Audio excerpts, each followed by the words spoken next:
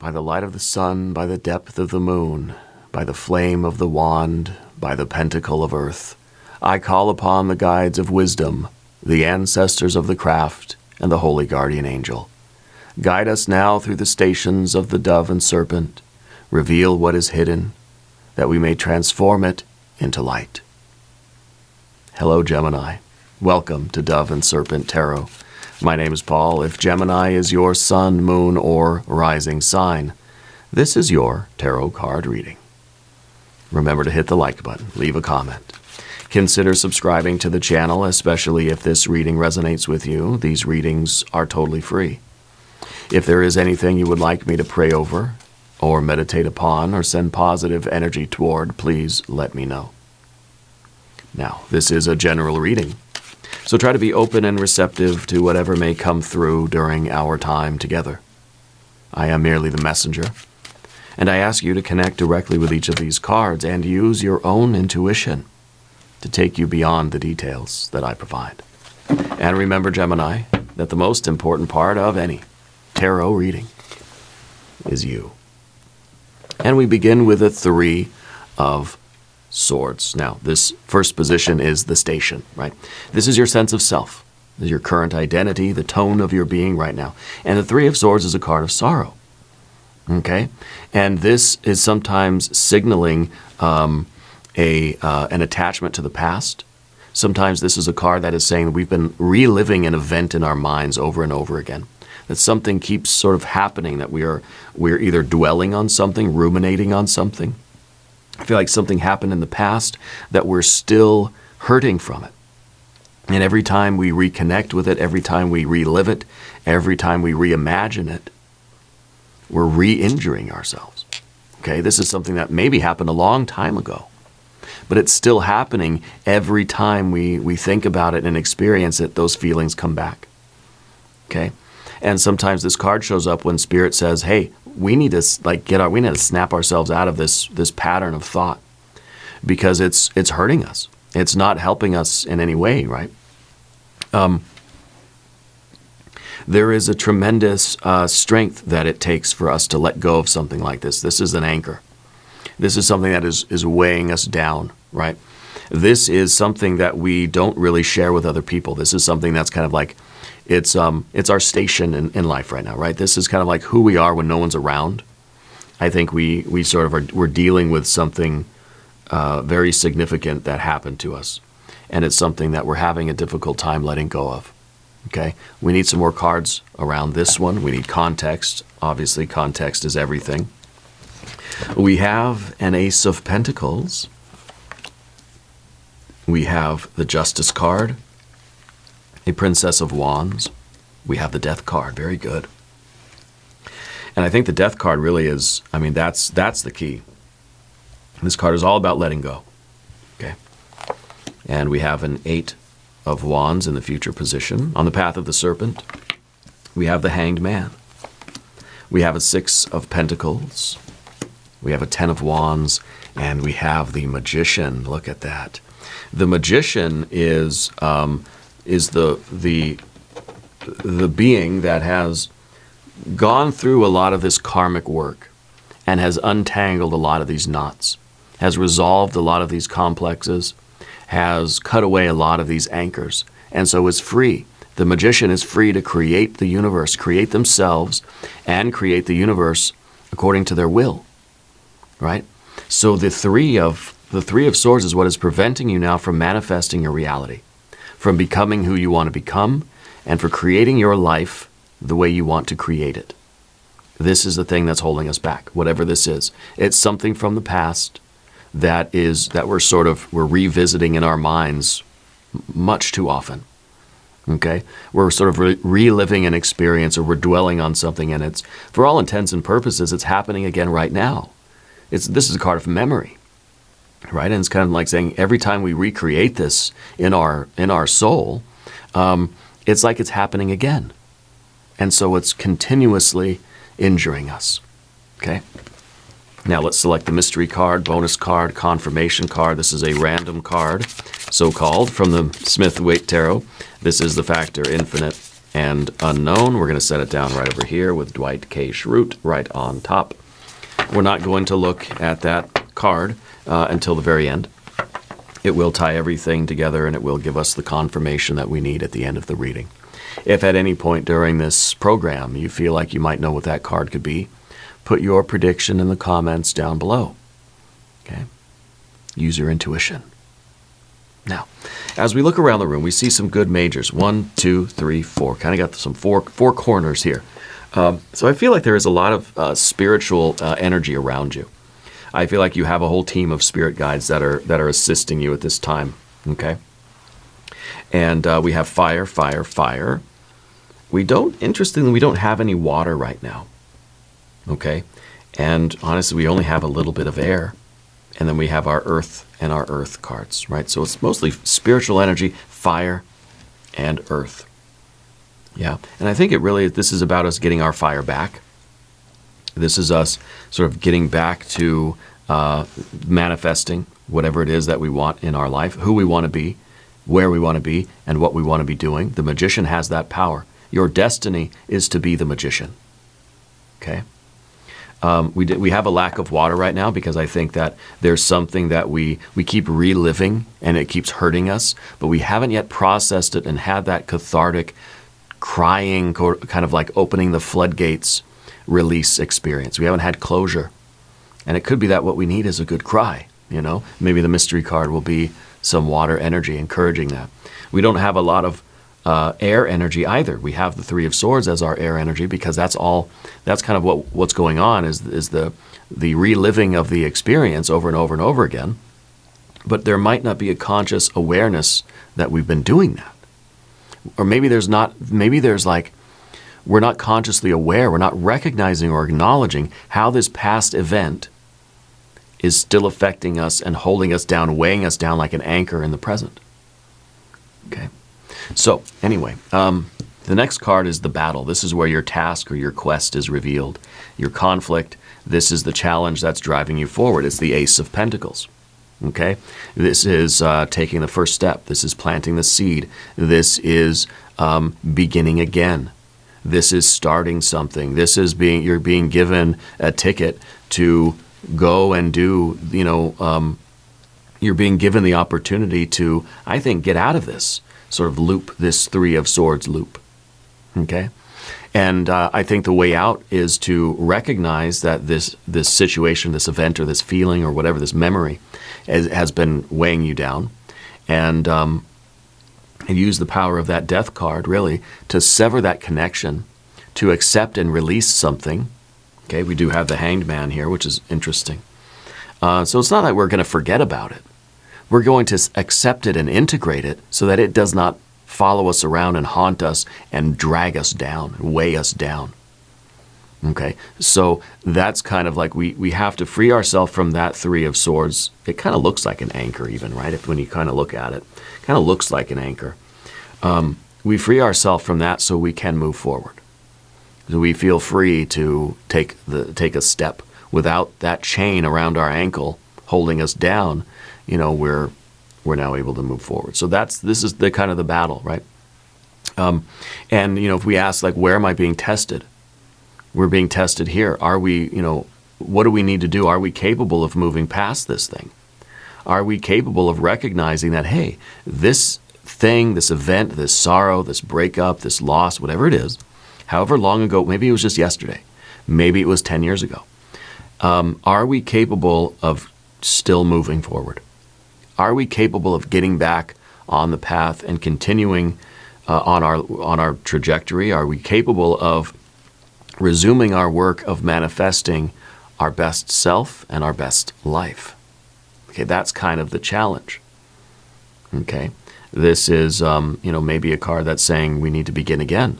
We need to start over. We need to get back to the path. Okay, and in some ways, this might be about grief. I think it's about grief anyway, like regardless of what it actually is, regardless of the details. I feel like it is about grief. It's about the loss of a person.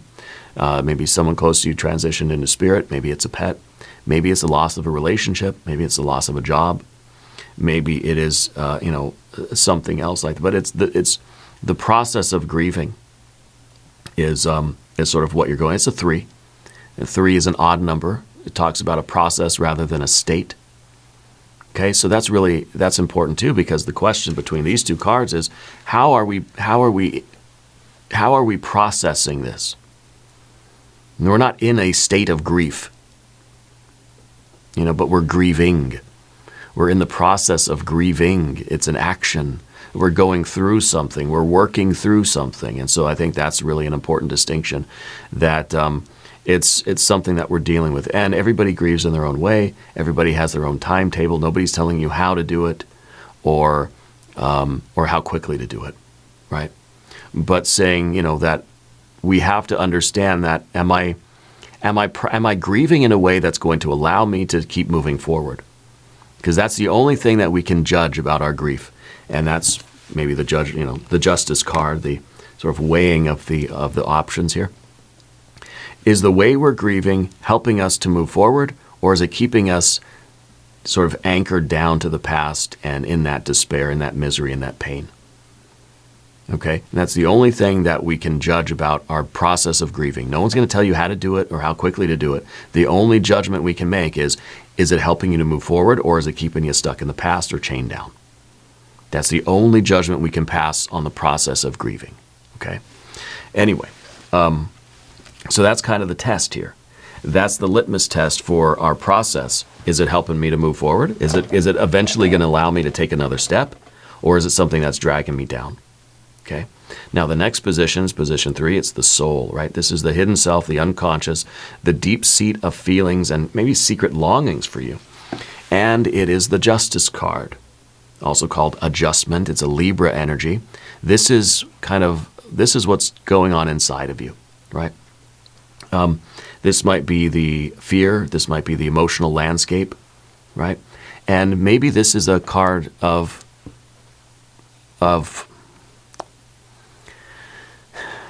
feeling a sense of responsibility for what happened. Okay, and I don't know what happened.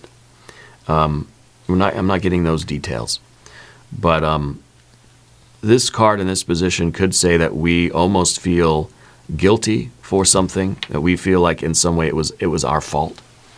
And if that's our unconscious belief, it makes sense that if we feel guilty for something, we feel like we should be punished for it. And so it makes, kind of, I deserve to be in this feeling that I'm in, right? And that would resonate with our hanged man too, in that sense of feeling like I deserve to feel bad because it's my fault. I did it, right? But maybe this is what we're bringing to light. Maybe we're sort of starting to realize that, hey, I've been blaming myself for this, but it's not my fault. Whether it is or is not. Whether it has anything to really do with your actions or your choices or your behaviors or not, it doesn't really matter. Okay? So it's kind of like this idea even of forgiving ourselves. Okay? And it could be that we don't understand the choices that we made or why we made them. And we sometimes feel that I don't know, it almost feels as if we sometimes set ourselves up for things through our decisions. Yeah. And so with this card being the card of justice, to me it feels like we believe that we deserve to feel the way we feel right now. And I don't really like that, I think that whether this is true or not true, we're not talking about facts here. We're talking about feelings, right? And if feeling like you were responsible for this and feeling like you had a hand in how things played out and you're taking responsibility, if that is giving you the push, right, to move forward and to get out of this process and to start moving forward with your life and resuming your activities as the magician, then good. If you feeling guilty and ashamed or feeling regret or feeling that you deserve to be punished for what happened because it was through your choices that something came about, that doesn't sound like it's leading you to progress. Doesn't seem like that's helping you move forward. It feels like it's helping you kind of stay back and stay submerged in this energy. Okay, so again, it kind of comes back to the process that we're in now. How is it serving us? Is it helping us move forward, or is it keeping us stuck in the past? And if me feeling like, oh, I got to take the blame for this, it was my fault, I did it, I got to take that responsibility. If having that sort of dialogue with yourself is helping you to process through what happened and move forward, then good, fine. It's all good, right? And so that's where we have to kind of, that's where we have to pay attention to what we're doing inside of us. How are we judging ourselves right now? Okay, and how is that self-judgment helping us move forward and make progress and get back to life, get back to things, whatever, get back to people, get back to our magic, right? Now, position 4, the dwarf, the old patterns, the inertial drag from the past, and some of this old sort of karma stuff, okay? The lingering thing in your life is this Princess of Wands. Now, there could be a younger female energy that had some bearing on this subject. I don't know if it's a younger sibling or something that maybe is passed into spirit, or there's something that happened with a younger female. But this kind of is, in a way, kind of what we're judging about ourselves, because this is a very impulsive card. This is a card that says, I reacted in a way that I probably shouldn't have reacted. Because this is a card that's impulse to behavior, right? It's fire and earth. It's just saying, like, I feel an impulse and immediately I act on it, right? Impulse to behavior with no pause.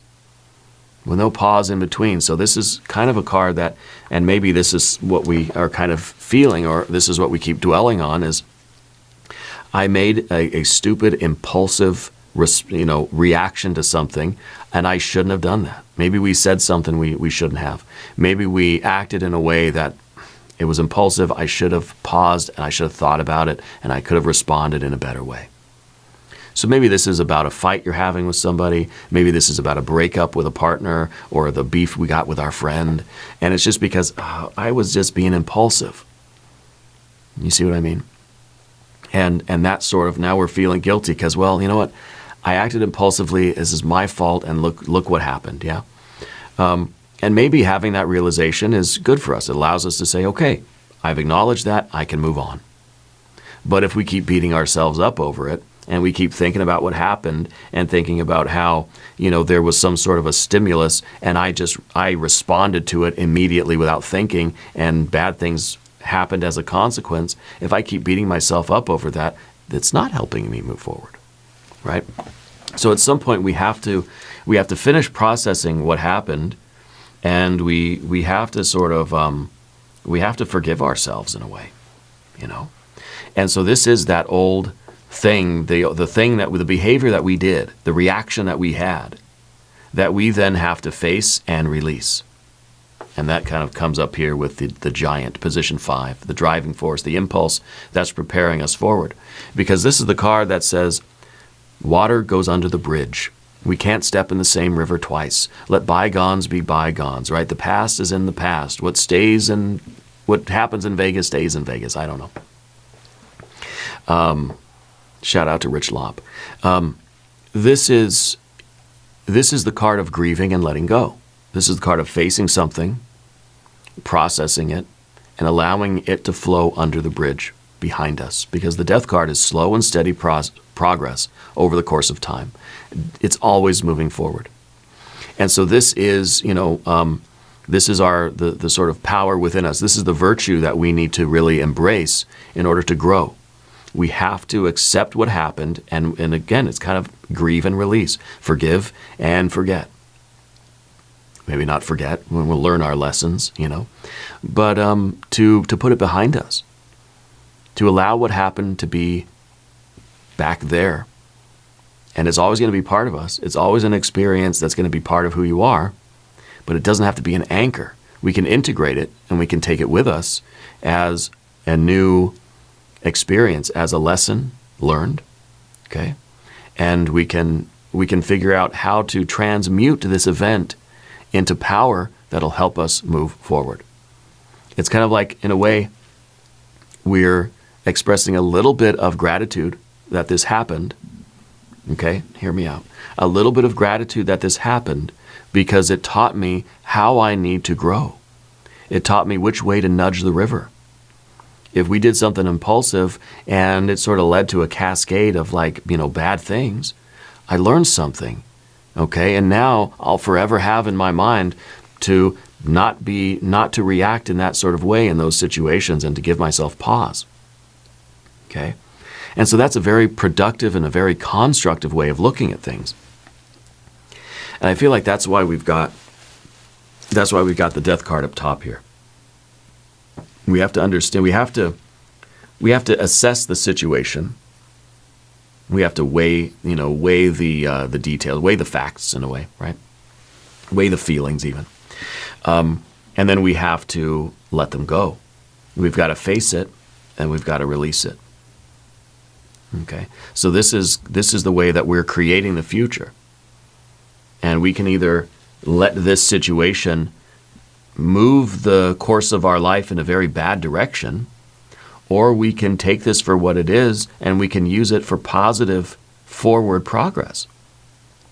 Because this is how the future is being created in every moment for us. Every thought, word, and deed is nudging the river. Okay, now this maybe was something we regret. It nudged the river a little bit in one direction. We don't want to keep reliving and beating ourselves up over that, because then the river's going to keep going the way we don't want it to go.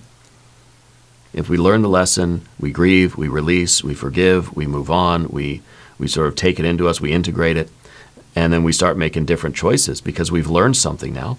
Then we're starting to nudge the river in a direction that's very, very prosperous and profitable for us. This doesn't have to be an issue of love or family or relationships. Maybe you made a really bad business decision. Maybe you invested in something that was really just a stinker of an investment. We learned something, right? And I think that this can be applied to any situation, okay? It doesn't have to be about a relationship or a family member or something like that. I'm feeling the younger female energy in your life. And someone's got an M name that's very close to you, yeah. Anyway, the death card, I think, is one of the most powerful cards that we have, okay? Oops, you know what? I forgot to start my timer. I always do that. The next position is the Imago, position 6. And here we have the 8 of Wands. Okay? Now, this is the image of your future self. This is the next step on your path. This is the seed of tomorrow's energy. And this feels like, in a way, this feels almost impulsive as well, right? This is a beacon of what you're becoming. And I think that this card is about swift action, swift reaction, and maybe this is really the card about like recovering quickly from things too, okay? Kind of bouncing back with swiftness. This is the card of sort of training ourselves so that we can trust our instinctual reaction. See, it's not so different from the Princess of Wands, because the Princess of Wands is just like, I get a stimulus and I react. Whoops, that was not the right reaction. But guess what? We've learned something through the process. We've gone through this, middle pillar of learning. And now what happens is the next time we get a stimulus, our instinctual reaction is going to be a little bit better than it was last time. So this is something that really has to repeat. This is a cycle that has to continue almost, right? And so if we have this vision of being the magician, we have to understand how to make choices and how to react to life and how to adapt to this and how to really, like, this is, Mercury in Sagittarius. This is Mercury, the magician, right? Hermes, Mercury, the magus, yeah. And so I see this as being a cycle, that we impulsively react to a situation, we assess the consequences and the effects, and we learn the lesson, so that next time we get the same stimulus or a similar stimulus, we will know how better to react. And so we are creating new neural pathways. And so that 8 of Wands is saying that, we can still trust our instinct to react in a certain way to things, because we're refining that instinct over and over and over again. This is the automatic response of our soul, of our bodies, of our minds, our hearts. And so the more times we sort of go through a challenge like this, the better we are at sort of teaching ourselves or teaching our nervous system or teaching our souls, right, our hearts, our minds, our bodies, how to react to things. So that next time the same or similar stimulus occurs, we will know how to react. You know? And so I feel that this is, it's a blessing in disguise in a way. Okay? And I feel that it's really important that we look at life in this fashion. Yeah.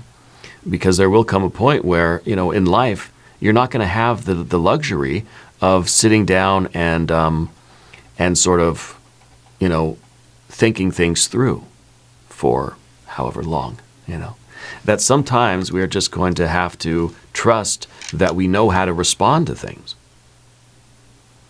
So this is a card of swiftness. I don't know why my timer keeps turning off here. I don't know how long the reading's been going. I've been trying to keep them kind of short, but for some reason my stopwatch keeps turning itself off. Anyway, the Eight of Wands is a card of a swift reaction to something. It's saying that we don't always have time to pause and think things through. That we have to train ourselves. We have to do so in kind of a conscious way. And how do we do that? By, well, analyzing our reactions and our responses to things so that we can sort of train ourselves to react in a different way.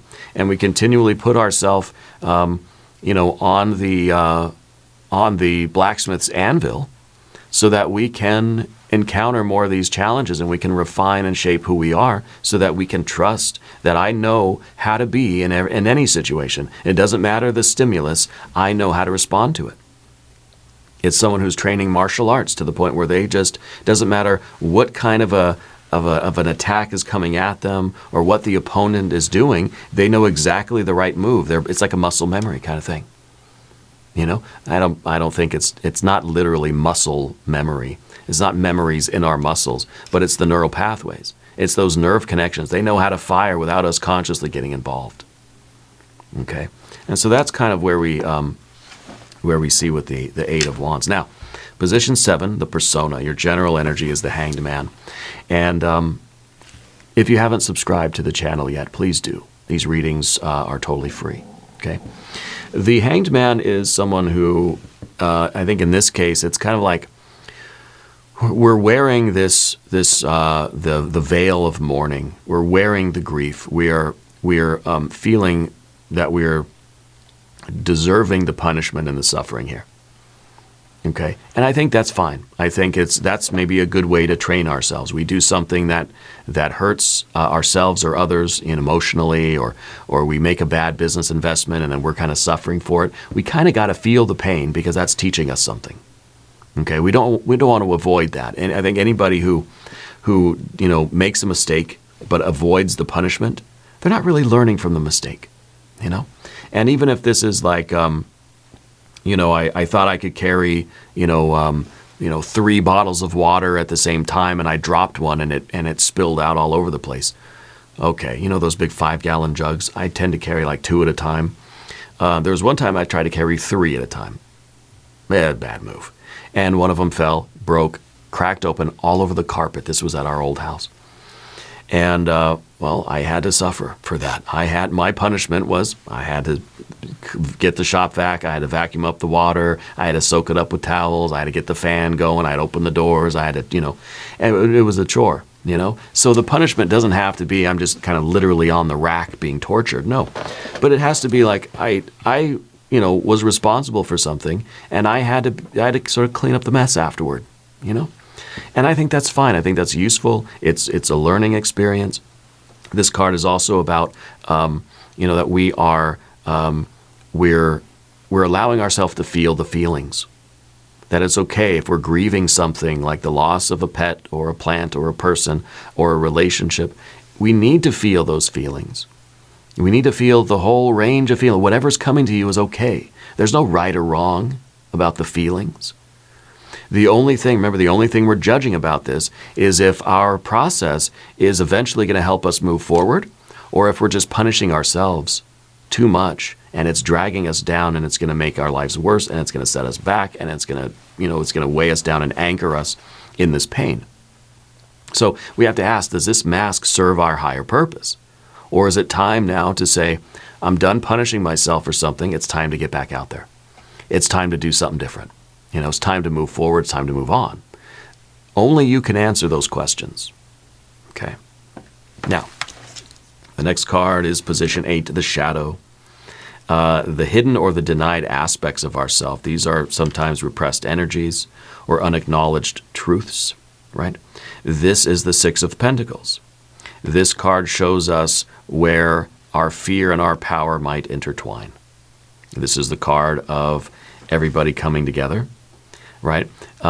This is the card that is about us belonging. It's a card about a group. It's a card about, like, everybody is sitting around the round table. Everybody, it's like a potluck. Everybody's brought a dish to the gathering to share.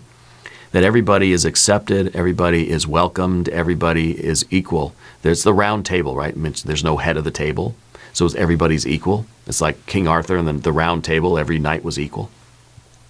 And so this is kind of like it's that part of us that we might need to embrace and sort of resume this and feel or believe that we're still, like, we're welcomed back into the group. You know how you kind of you make a mistake somewhere, and then you kind of feel like you're kind of like you're ostracized a little bit, that you're pushed into the corner a little bit because you made a mistake. It's kind of like when you're a kid and you get put on timeout, and that's like the biggest to me. And we don't really do a lot of timeout with our daughter. We've got a 5-year-old daughter, my wife and I, almost 5 anyway. She's a Gemini too, actually. Her birthday's it's just very soon. The time out, saying, okay, because we're behaving in a certain way, we're not allowed to be part of the group for a few minutes.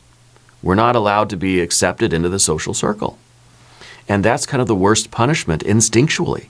You think thousands of years ago, when we were kicked out of the group, that meant certain death, right? If you're not accepted in the social circle, and you're ostracized, and you're only allowed, you're like, you're kind of outcast. You're exiled or banished from the social group. You're as good as gone, right? And so instinctually, we want to be accepted by our clan, by our tribe, by our group. And I feel like that's kind of where we need to stop keeping ourselves in the shadow. We take ourselves out of the timeout chair and get back to the social circle, because we might be sort of projecting this idea that I'm being outcast or exiled. It could be that that's sort of a form of self-punishment, that we're keeping ourselves on the timeout chair longer than we need to.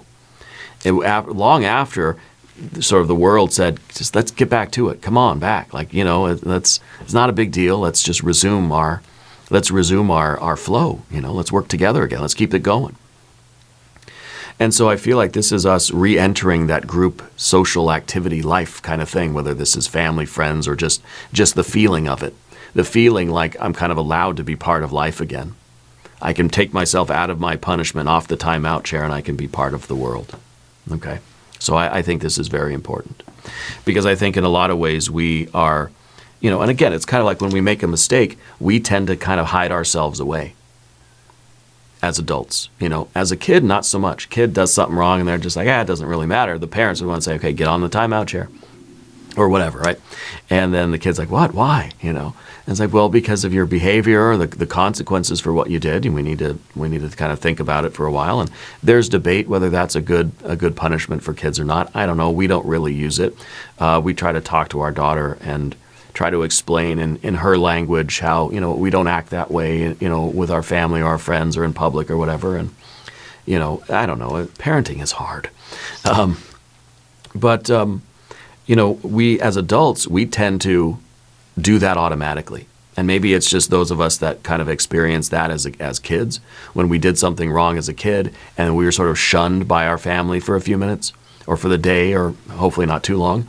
And then as adults, we sort of learn to do that ourselves. We did something wrong. Oops, I have to separate myself from the group for a while. That's my punishment.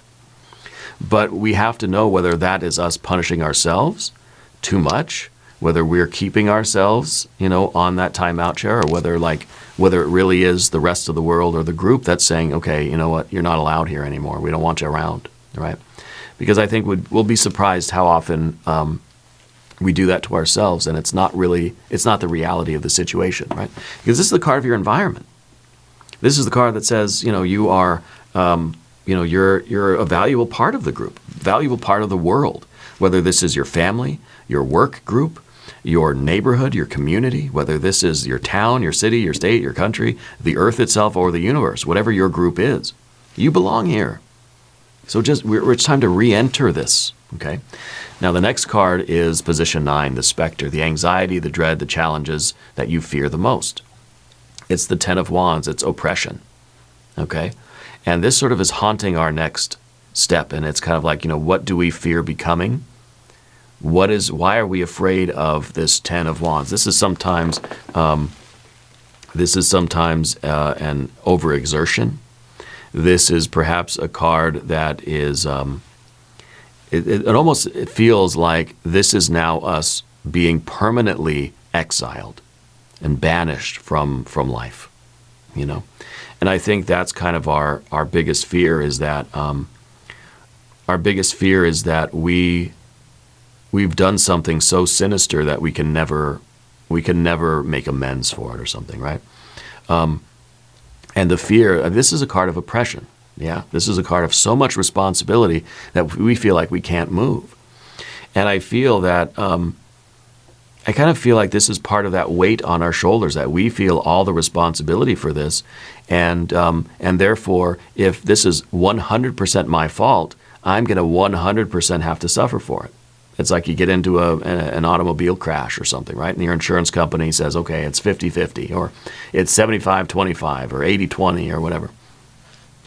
And that's sort of that's how much money you got to pay, right? And I feel like you're kind of assuming this is 100% you, and we're taking it really hard. I think the reality is that there are a lot of other factors that came into this situation. There's a lot of other variables, a lot of other things had to take place. It wasn't just you. It's kind of like the universe is saying, sorry, you're not that powerful. You're not capable of making anything happen all on your own. You're not in a vacuum. You're not an island, right?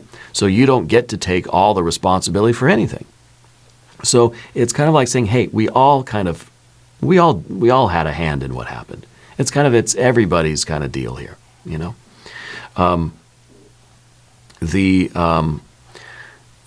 fear, I think, is that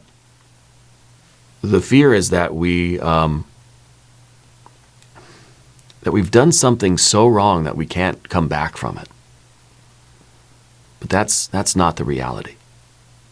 Okay? And this can also be the fear that says, I'm having a difficult time trusting my energy now. I have a difficult time being all in on anything because now I'm going to hesitate every time. Now every time there's some stimulus, I'm going to hesitate because I don't trust myself not to fumble it. Rather than the 10 of Wands just being like, you get the stimulus, you go all in. You put all your energy to it, there's no holding back. Now with the fear of this card, it's kind of saying like, I'm kind of holding myself back a little bit. We have the Sagittarius connection between both of these cards. Okay, and the Mercury in Sagittarius here is about us learning how to trust our reactions, but the Saturn in Sagittarius here is restricting our ability to allow this energy or this pathway to just become active and just to go.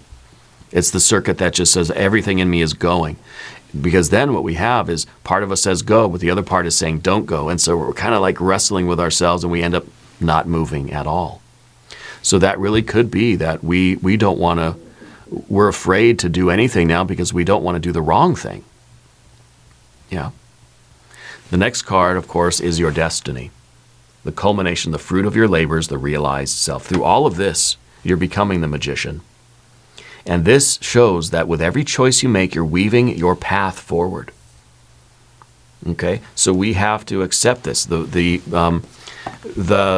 magician is like that, Mercury. Mercury can combine with any other element, any other chemical, and go through any kind of a transformation process, any kind of chemical reactions. But at the other side of it, Mercury's still Mercury. Coming through a situation and not being fully changed by it. We're growing, we're learning, we're adapting, we're getting new skills, we're refining ourselves, we are making progress. But it's kind of like we can come through the situation and even in a negative consequences, even in a bad situation, we can still emerge out the other side and be better than we were. It's not going to disperse us. It's not going to scatter our bones to the winds.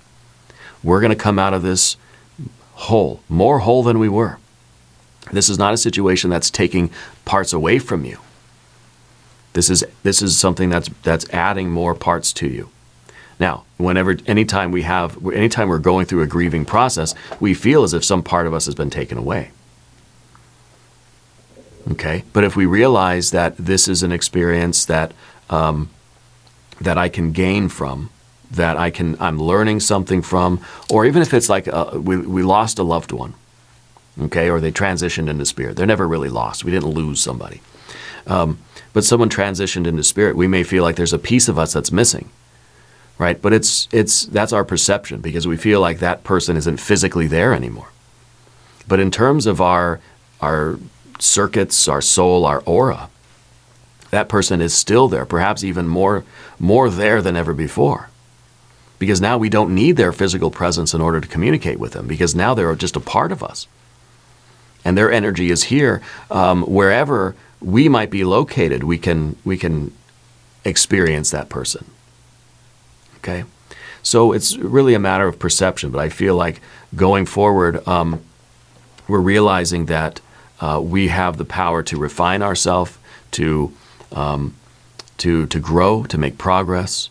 We are the magician. We are going to determine who we become, and we're going to determine what our life is going to become as much as possible. Because remember, Spirit's saying, you're not that powerful. You can't control everything. You don't exist in a vacuum. You're not an island, right? So we do the very best that we can. And, we have to sort of forgive ourselves, because the magician needs to go back out on stage and perform and be the magician and be who you are and do your thing. The magician who fails at one of their illusions, and then they come back on stage and they're just like, yeah, I'm not a very good magician anymore. Here, maybe I'll pull a rabbit out of the hat, but I don't think it's going to be in there. And really has this kind of, this poor attitude even. That's gonna make life worse. That's gonna lead to more bad choices, more failures, more sorrows, more heartbreaks, right? So we kind of have to have the resilience. It kind of reminds me of like Terminator 2. The T-1000 or something, or what was it? I don't know. The one that was all liquid metal. It doesn't matter what happened to it. It just formed itself back together again and kept going. It learned something from the experience. It may feel torn apart at first. I forget what that's called. It was the T-2000. I don't know what it was. But, it would get torn apart, and it would suffer for a minute. It'd give, John Connor time to run away. And then it would just put itself back together in a stronger way, because now it sort of learned how to deal with that sort of an attack, that sort of a stimulus, right? Anyway, let's look at the mystery card. The next card we have, this is the guide. Okay, this is the inner self, the inner teacher, the higher self, the wisdom that is waiting here to lead you forward. If you have a prediction for this card, put it in the comments. I don't know. I don't know what this card's going to be. I'm feeling the Empress, but I don't know. Let's take a look. Okay. The Four of Wands, of course, because this is the card of closure. This is the card of we've left home, we've come back again. We went to the timeout chair. Now we're back in the middle of the group, and everybody's fine, and I'm engaged, and I'm whole again, right? So what is this message for you, right? This is the card that's trying to light your way. It's saying this is a cycle. We're going to go through it again and again, right? The Four of Wands is sort of the merry-go-round. It's a spiral, though. And so it's saying that, look, we're going to go through situations like this again, where our impulsive behavior is going to get us into a mess. We're going to learn from it. We're going to put ourselves back together. We're going to take our lumps, and then we're going to move on. And we're going to put ourselves back together, and we're going to be stronger for it. Okay? And that's how we slowly nudge the river in the direction of our own refinement, our own self-actualization. This is the card of, it's kind of like we've done something regrettable, and we leave. We leave the village. We leave the social group, and we go out into the wilderness, and we think about what we've done. And we battle with that inside, and then we come back. This is the card of the bon voyage, but also the welcome back. So this is absolutely perfect. Absolutely perfect. Now, we're going to do an extended reading as well. If you want to stick around, we're going to do an I Ching hexagram. We're going to do some oracle cards. There is a link in the corner. There's a link down below in the video description. New readings for Gemini Mondays and Fridays. Be sure to watch both readings. Leave a comment if you haven't yet. Subscribe to the channel if you haven't yet. These readings are totally free. I want you to know that you're the most important part of Dove and Serpent Tarot. I thank you, and I love you, and we're all in this together.